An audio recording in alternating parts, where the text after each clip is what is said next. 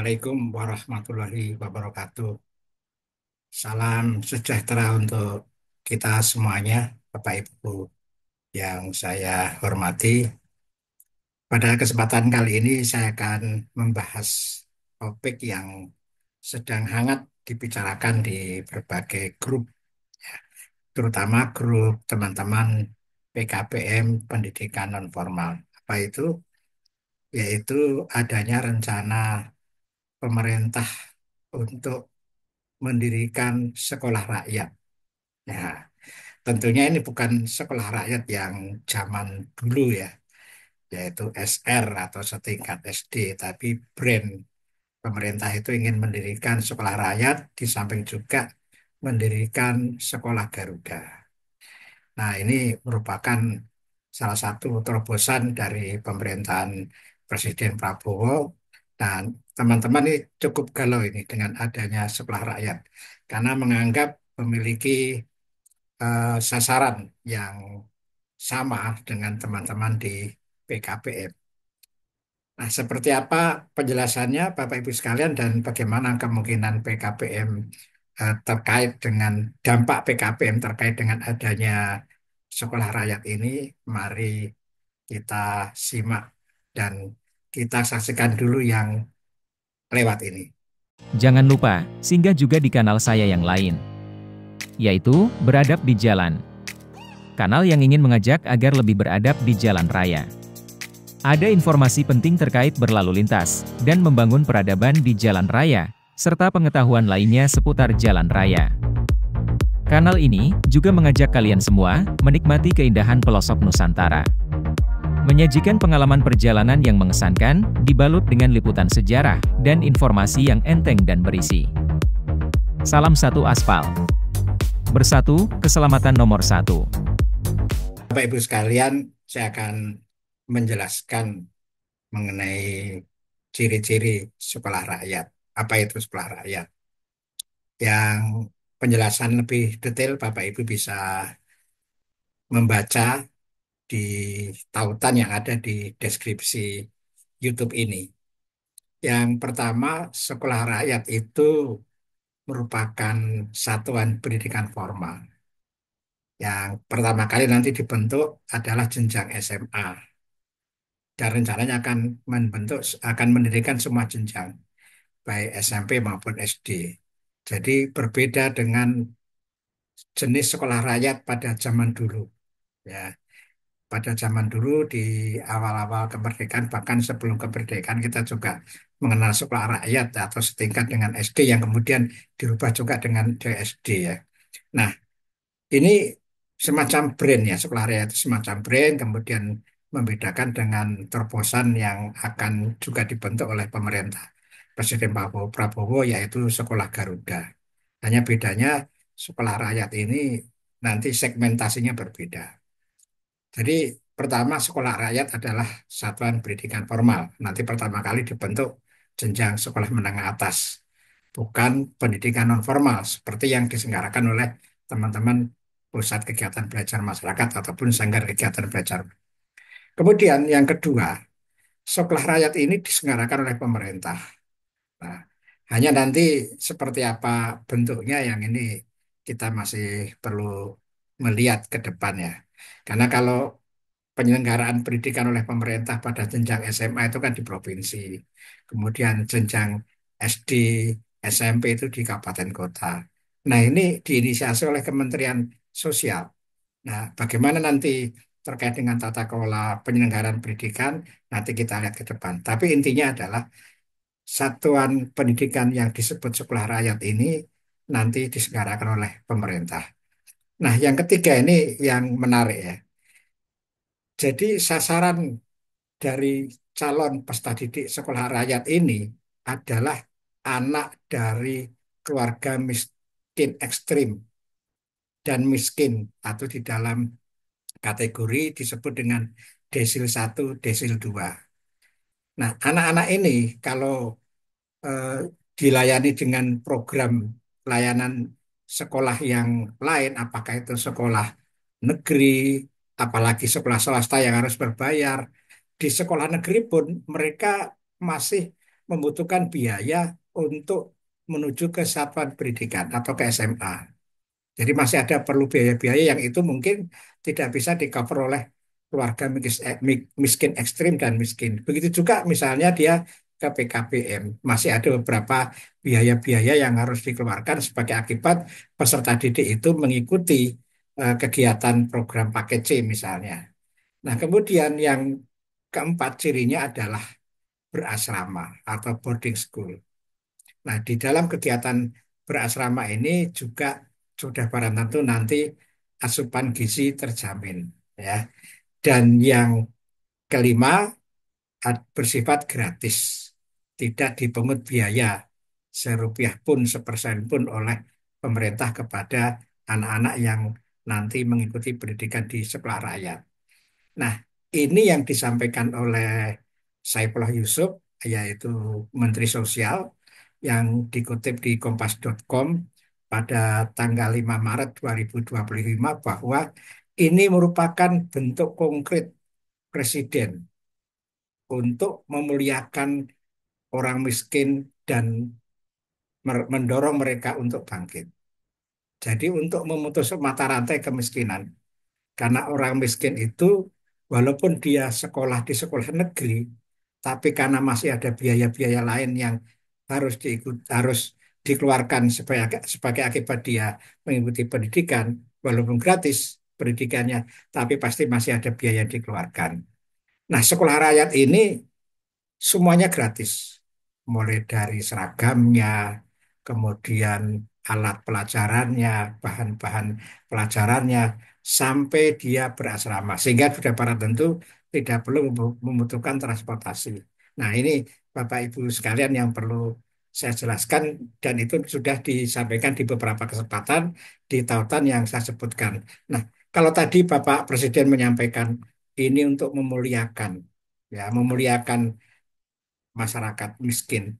Nah, kita melihat ini Bapak Ibu sekalian, di kita kan punya namanya konstitusi, yaitu Undang-Undang Dasar 1945 yang sudah diamandemen. Kalau di dalam Undang-Undang Dasar yang asli di pasal 34 itu bunyinya hanya satu ayat. Ya, kalau sekarang berkembang menjadi 4 ayat ya. Tapi di sini akan saya sebutkan 2 ayat. Nah, bunyinya pasal 34 yang awal atau aslinya itu adalah ayat 1 ini. Fakir miskin dan anak-anak terlantar dipelihara oleh negara. Nah, ini yang menjadi dasar presiden untuk membentuk sekolah rakyat. Karena apa? Tadi disampaikan oleh Pak Menteri, ini bentuk konkret presiden untuk memuliakan orang miskin dan mendorong mereka untuk bangkit. Nah, negara hadir melalui pemerintah dalam untuk mewujudkan pasal 34 ayat 1. Fakir miskin dan anak-anak terlantar, anak-anak yang terlantar dipelihara oleh negara. Jadi salahnya apa negara, pemerintah, kalau kemudian mendirikan sekolah rakyat untuk mengimplementasikan pasal 34 ayat 1.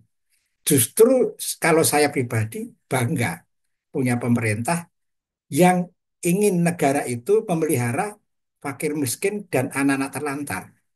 Ini yang perlu kita pahami Bapak Ibu sekalian. Di dalam ayat 2 disebutkan negara mengembangkan sistem jaminan sosial bagi seluruh rakyat dan memberdayakan masyarakat yang lemah dan tidak mampu sesuai dengan martabat kemanusiaan. Nah, dari 2 ayat ini yang kemudian memberikan dorongan Bapak Presiden untuk memuliakan harkat martabat masyarakat miskin dengan memberikan pelayanan pendidikan yang merupakan satu bagian dari sistem jaminan sosial. Jadi Bapak Presiden ingin menjangkau fakir miskin, anak-anak yang terlantar. Jadi harusnya kita dukung ini karena Bapak Presiden melalui Menteri Sosial ingin mewujudkan amanat dari pasal 34. Ini yang perlu Bapak Ibu kita pahami bersama ya. Jadi Presiden itu punya dasar untuk mewujudkan menegakkan amanat dari Undang-Undang Dasar 1945. Yang ini merupakan amandemen keempat. Walaupun bunyi aslinya itu dari Undang-Undang Dasar 45 yang awal itu sama, ayat satu sama. Nah, Bapak Ibu sekalian, kemudian loh, kok diselenggarakan oleh Kementerian Sosial? Ini macam mana ini? Nah, kalau kita lihat di dalam beberapa apa namanya konferensi pers, kemudian tayangan-tayangan, kita melihat bahwa Ketua Tim Formatur yang dalam ini adalah Bapak Muhammad Nuh. Bapak Muhammad Nuh ini adalah Ketua Tim Formatur Sekolah Rakyat. Beliau menyampaikan bahwa kurikulum sekolah rakyat akan diatur oleh Kementerian Pendidikan Dasar dan Menengah. Jadi clear.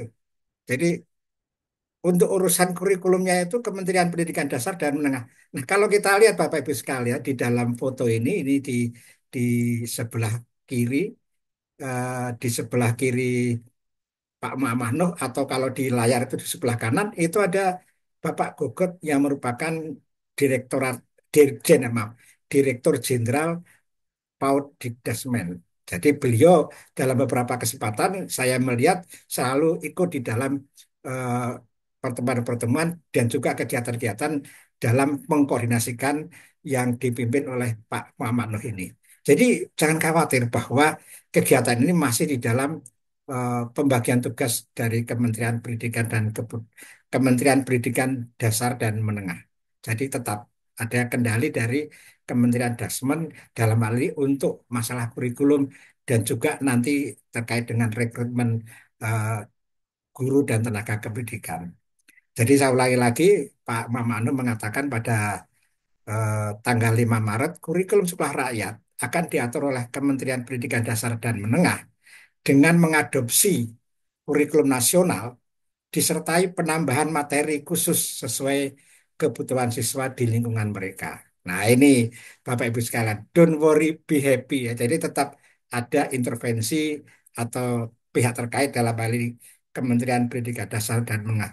Kenapa Kementerian Sosial? Ya karena itu tadi fakir miskin dan anak terlantar di belahan negara itu leading sektornya adalah Kementerian Sosial. Karena itu merupakan salah satu dari sekian banyak pihak yang memerlukan PPKS. Apa itu PPKS? Pemerlu Pelayanan Kesejahteraan Sosial. Yang ini merupakan ranah dari Kementerian Sosial. Saya sudah pernah berbicara dengan beberapa teman PKPM. Ketika PKP memiliki sasaran anak jalanan, agak sulit untuk melakukan pendampingan pembinaan. Kenapa? Teman-teman tidak memiliki rumah singgah. Dan juga teman-teman masih kurang portofolio dalam pelayanan kesejahteraan sosial untuk anak-anak terlantar. Anak jalanan itu kan kita kategorikan anak-anak terlantar. Nah, teman-teman yang sudah memiliki portofolio menangani anak-anak seperti ini adalah teman-teman dari Dinas Sosial di bawah pembinaan Kementerian Sosial. Kemudian sementara itu Kementerian Sosial juga memiliki berbagai sarana fasilitas di berbagai daerah yang merupakan aset dari UPT-UPT Kementerian Sosial, yaitu akan diberdayakan pertama kali untuk digunakan sebagai tempat sekolah rakyat. Jadi Bapak Ibu sekalian yang perlu kita pahami ya. Jadi jangan khawatir, tetap pendidikan ranahnya dari Kementerian Pendidikan Dasar dan Menengah. Nah, Bapak Ibu sekalian, kalau kita lihat Bapak Ibu sekalian, sebenarnya eh, sekolah rakyat ini dia apa namanya ada semacam eh, bukan inisiatornya, praktek baik ya. Jadi praktek baik yang lebih dulu diselenggarakan oleh masyarakat sebenarnya, bukan pemerintah. Jadi seorang pengusaha nasional yaitu Khairul Tanjung bersama istrinya Anita Ratnasari ini melalui CT Arsa Foundation membangun sekolah menengah unggulan di Kabupaten Sukoharjo. Ini sudah yang kedua. Yang pertama di Sumatera Utara di Medan. Ini yang kedua. Nah, sekolah unggulan CT Arsa Foundation Sukoharjo ini tagline-nya adalah memutus mata rantai kemiskinan dengan pendidikan berkualitas. Sekali lagi, memutus mata rantai kemiskinan dengan pendidikan berkualitas. Ini masyarakat, ini masyarakat pengusaha yang memiliki kepedulian dalam pengembangan sumber daya manusia. Nah, di dalam syarat-syarat penerimaan peserta didik dari SMA unggulan CT Arsa Foundation ini adalah syarat calon peserta didik adalah dari keluarga tidak mampu dan pekerjaan orang tua bukan ASN, bukan Polri, bukan TNI, dan BUMN, pegawai BUMN. Nah, ini syarat utama dari rekrutmen peserta didik di SMA unggulan CT Arsa. Nah, Bapak Ibu sekalian, dan ternyata beberapa waktu yang lalu, yaitu tanggal 13 Maret 2025, tim formatur itu melakukan kunjungan ke SMA unggulan CT Arsa di Sukoharjo ini. Jadi Pak Muhammad Nuh dan rombongan itu melakukan, dan rombongan ini juga termasuk diantaranya adalah dari Kementerian Pendidikan Dasar dan Menengah, dan tentunya juga dari Kemensos tentunya sebagai leading sektor, kemudian Kementerian Agama, dan juga konon kabarnya juga dari Kementerian PUPR. Nah, Bapak Ibu sekalian, kalau kita lihat di dalam apa namanya aktivitas kegiatan kunjungan ini, rombongan ini merupakan atau menindaklanjuti dari kunjungan Menteri Sosial pada tanggal 18 Januari lalu. Nah, ketika itu Gus Ipul Saifullah Yusuf mengatakan bahwa eh, pembangunan SMA unggulan Siti Arsa Foundation ini yang memberdayakan anak yatim, piatu, dan dari keluarga miskin ekstrim sejalan dengan program Presiden Prabowo. Konsep yang diterapkan di SMA unggulan CT Arsa akan coba diadopsi untuk pembangunan sekolah rakyat. Nah, ini Bapak Ibu sekalian. Jadi sudah ada masyarakat yang lebih dulu melakukan dan justru kemudian akan diadopsi oleh negara. Nah, tentunya kita berlomba-lomba dalam kebaikan nih, Fastabiqul Khairat. Bagaimana PKBM juga bisa melakukan kemudian diadopsi oleh negara, di diadopsi oleh pemerintah. Nah, ini mari Bapak Ibu sekalian kita refleksi diri kita. Sehingga menurut lo pada kunjungan itu pada tanggal 13 Maret, sekolah rakyat kali ini untuk dari beliau ke sana untuk melihat secara langsung konsep dan mekanisme yang diterapkan di SMA unggulan CT Arsa. Ikut terjun ke sini, melihat langsung, diskusi langsung dengan teman-teman yang ada di sini, teman-teman guru, pengelola dan sebagainya, sehingga dia punya pengalaman, sehingga tahu punya pengalaman persis seperti apa. Teman-teman dari CTR saya itu punya pengalaman seperti apa yang kemudian bisa diadopsi oleh eh, tim. Nah, lebih lanjut, Muhammad Nuh mengatakan bahwa secara prinsip tujuan didirikannya sekolah rakyat sama dengan SMA unggulan CT Arsa, yaitu memutus mata rantai kemiskinan melalui pendidikan yang berkualitas. Jadi kata kuncinya ada dua, memutus mata rantai kemiskinan melalui pendidikan yang berkualitas. Nah, ini yang barangkali menjadi tantangan kita Bapak Ibu sekalian. PKBM harus bisa juga memutus mata rantai kemiskinan dan juga mewujudkan pendidikan yang berkualitas. Nah, ini tantangan kita semua Bapak Ibu sekalian. Sehingga dalam waktu yang pendek ini menjadi hal yang sangat tepat menjadikan SMA unggulan Siti Arsa sebagai referensi dan rujukan bagi sekolah rakyat. Nah, ini Bapak Ibu sekalian yang barangkali perlu kita pahami, ternyata ada masyarakat dalam hal ini pengusaha yang sudah lebih dulu melakukan terobosan untuk memutus mata rantai kemiskinan dengan memberikan sebagian penghasilannya untuk mendirikan sekolah dan juga untuk pengembangan sumber daya manusia. Luar biasa, Masya Allah. Lanjutkan ya, saya akan menyajikan data dari Goodstart ya, dari sumber yang saya sampaikan di bawah ini. Eh, Data itu disajikan pada tanggal 31 Januari 2025. Nah, di dalam tulisan itu disebutkan bahwa dalam 5 tahun terakhir, angka anak tidak sekolah untuk kelompok kelompok umur 7 sampai 12 cenderung stagnan. Ya, stagnan di kisaran 0,6. Presentase anak tidak sekolah pada tahun 23-24 bahkan tidak mengalami perubahan, stagnan di angka 0,67.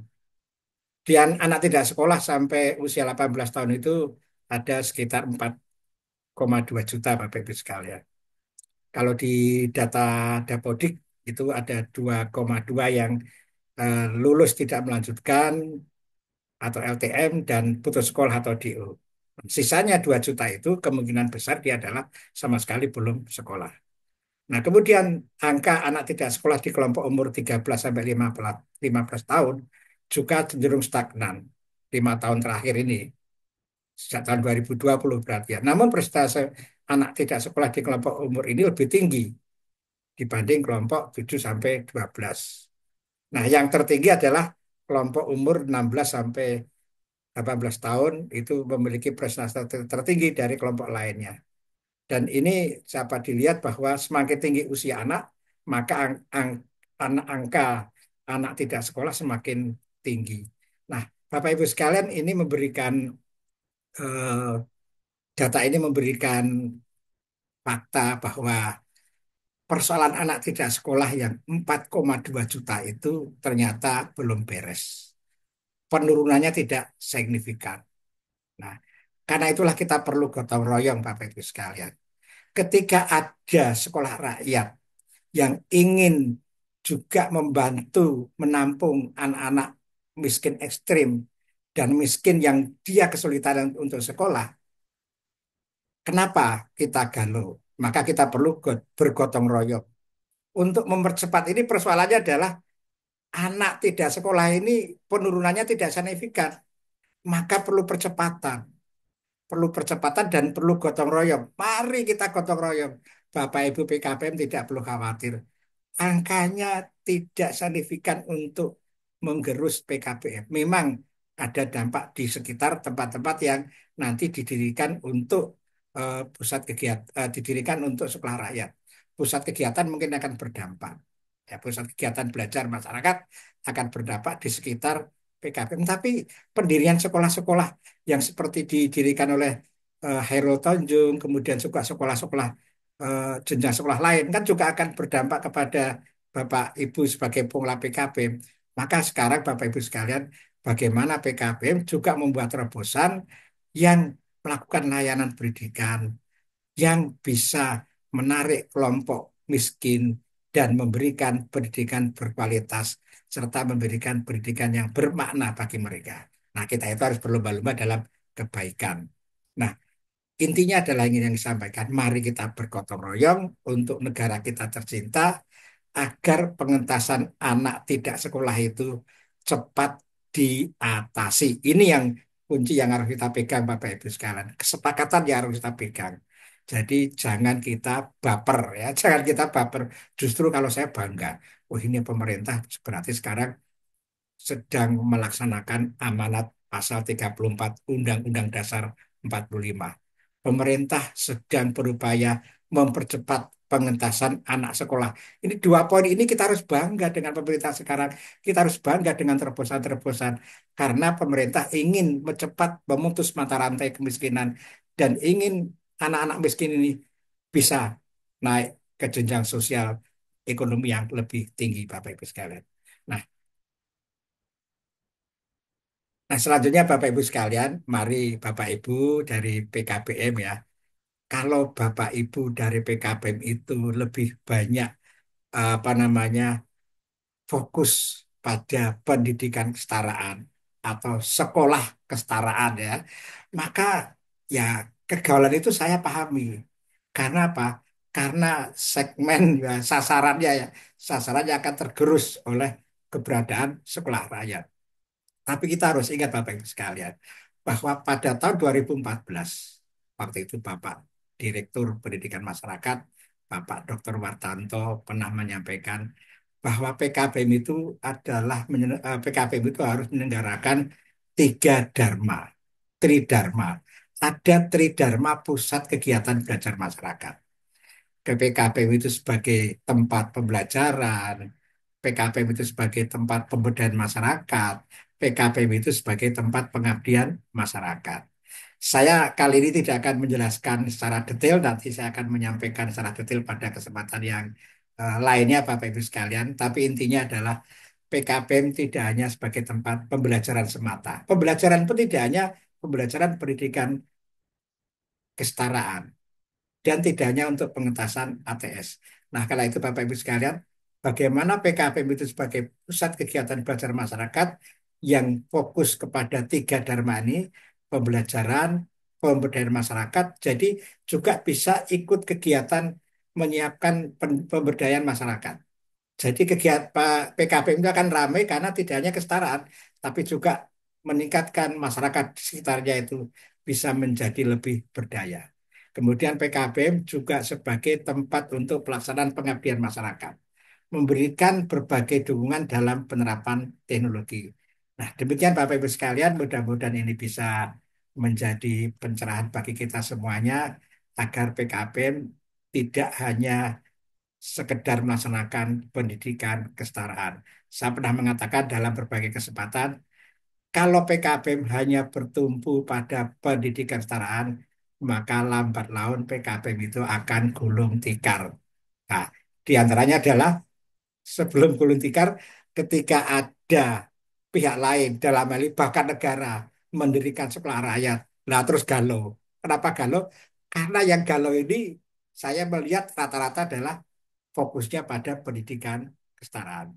Mari kita kembangkan Tridharma Pusat Kegiatan Belajar Masyarakat agar pendidikan nonformal yang ada di dalam pusat kegiatan belajar masyarakat tetap eksis berjaya. Demikian Bapak Ibu sekalian, semoga menjadi pencerahan bagi kita semua. Tidak lupa PKBM berkarya, PKBM berbakti, PKBM peduli. PKBM berkarya, berbakti, peduli. Salam sejahtera untuk kita semuanya. Assalamualaikum warahmatullahi wabarakatuh.